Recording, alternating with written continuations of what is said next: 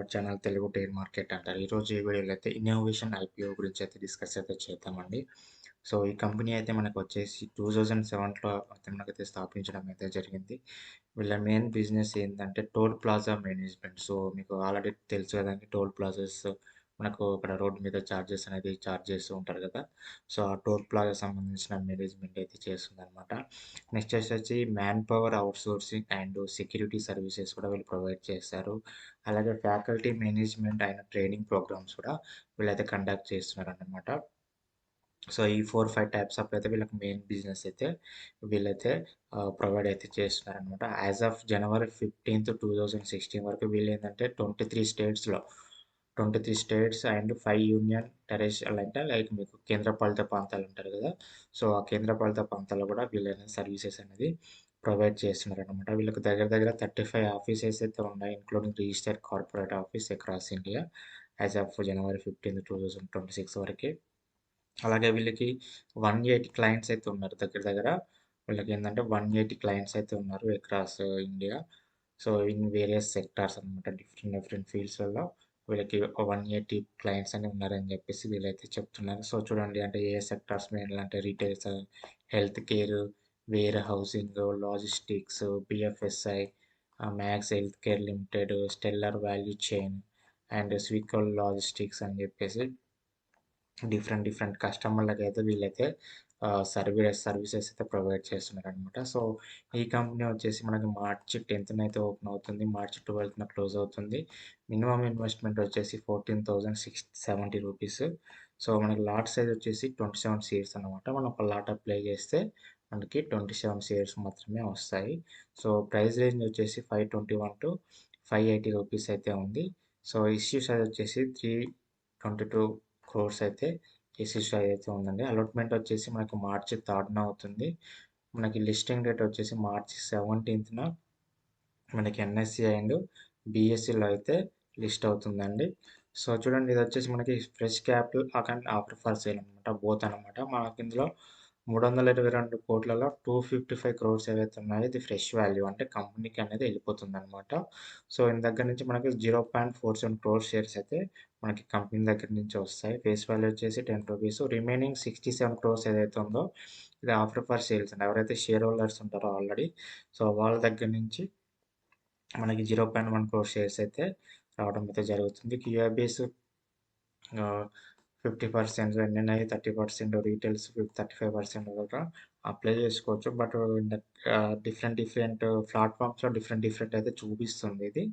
So మరి ఇది ఏందనేది ఒకసారి మీకు నేను అప్డేట్ అయితే ఇస్తాను మళ్ళీ. సో పర్పస్ వచ్చేసి చూడండి, రీపేమెంట్ అండ్ ప్రీపేమెంట్స్ ఏవైతే ఉన్నాయో సో అవన్నీ కోసం అయితే వీళ్ళు 51 కోట్లు అయితే యూజ్ చేస్తున్నారు.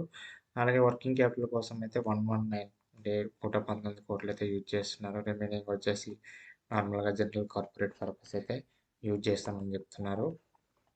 సో చూడండి, వీళ్ళు లాస్ట్ 3 years సంబంధించిన ఫినాన్షియల్ పరంగా చూసుకుంటున్నా అంటే 23 నుంచి పోలీస్ 24 ఎవ్రీ ఇయర్ కూడా వీళ్ళకైతే ఆస్తులు పెరుగుతున్నాయి, ఇన్కమ్ కూడా పెరుగుతుంది. చూడండి, 24లో 512 క్రోర్స్ ఉంది, 25లో వీళ్ళు 895 క్రోర్స్ అయితే చూపించారు. సో లాస్ట్ క్వార్టర్లో అయితే వీళ్ళు 483 క్రోర్స్ అయితే చూపించారు ఒక క్వార్టర్లోనే.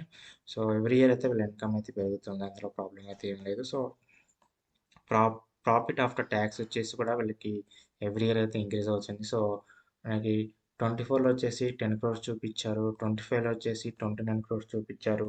సో లాస్ట్ ఓన్లీ క్వార్టర్లోనే వీళ్ళకి 20 క్రోర్స్ అయితే చూపించారు. సో ఇది కూడా మంచి మార్జిన్ అనే చెప్పుకోవచ్చు. సో ఎబిటేటా కూడా బాగుంది, నెట్వర్త్ కానీ రిజర్వ్స్ అండ్ సర్ప్లస్ కానీ. బారోయింగ్ వచ్చేసి మనకి 112 కోట్లు అయితే వీళ్ళు అప్పులైతే చూపిస్తున్నారు. సో అది పెద్ద ఫిగర్ అయితే ఏం కాదనుకుంటున్నాను. నెక్స్ట్ వచ్చేసి చూడండి, పాజిటివ్ వచ్చేసి ఏంటంటే వీళ్ళకైనా స్ట్రాంగ్ రెవెన్యూ అనేది ఎవ్రీ ఇయర్ పెరుగుతూనే ఉంది, ప్రాఫిట్స్ పెరుగుతున్నాయి అన్నమాట. చూడండి, ఒక లాస్ట్ ఇయర్లోనే మనకు 24లో 512 క్రోర్స్ వస్తే 25లో వీళ్ళు 895 క్రోర్స్ అయితే చూపించడం జరిగింది. అంటే ఎంత పెరిగిందో మీరే అర్థం చేసుకోండి. వీళ్ళకి మెయిన్లీ ఏంటంటే 23 స్టేట్స్లో వీళ్ళు ఆపరేషన్ చేస్తున్నారు. అలాగే 5 కేంద్రపాలిత ప్రాంతాల్లో కూడా వీళ్ళు సర్వీసెస్ ప్రొవైడ్ చేస్తున్నారు కాబట్టి అదొక ప్లస్ పాయింట్ కింద చెప్పుకోవచ్చు. వీళ్ళకి ఏంటంటే డిఫరెంట్ డిఫరెంట్ సెక్టార్లో డిఫరెంట్ డిఫరెంట్ నుంచి అంటే మల్టిపుల్ వీళ్ళకి బిజినెస్ ఉంది కదా.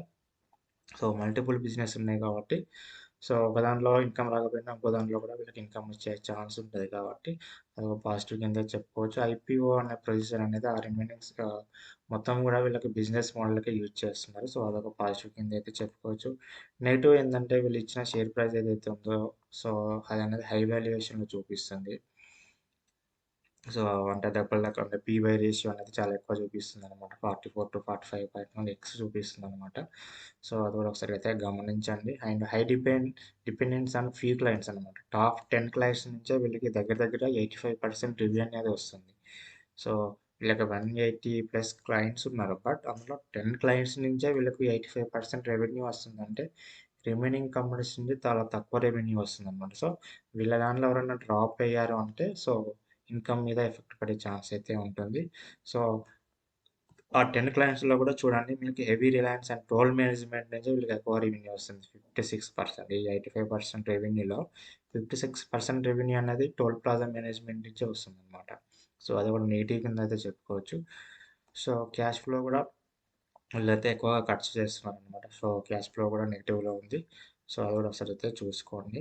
పాస్ట్ రెగ్యులేటరీ ఇష్యూస్ అనేది ఇది ఎన్‌హెచ్ఏ మనకి నేషనల్ హైవే అథారిటీ అనేది మనకి ఎవ్రీ ఇయర్ రూల్స్ చేంజ్ చేస్తూనే ఉంటుంది. సో, అది ఎవ్రీ ఫీల్డ్‌లో అయితే కామన్‌గా ఉండేదే రూల్స్ అండ్ రెగ్యులేషన్స్. సో, అదొక నెగెటివ్ కింద అయితే చెప్పుకోవచ్చు. సో, ప్రస్తుతానికి జీఎంపీ వచ్చేసి మార్కెట్‌లో అయితే జీరోనే ఉందండి.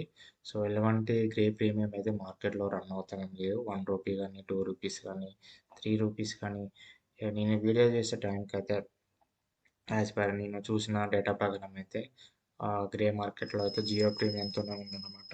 సో, ఒకసారి అయితే చెక్ చేసుకొని అప్లై అయితే చేసుకోండి. సో, ఈ వీడియో నచ్చితే లైక్ చేయండి, షేర్ చేయండి. Thank you.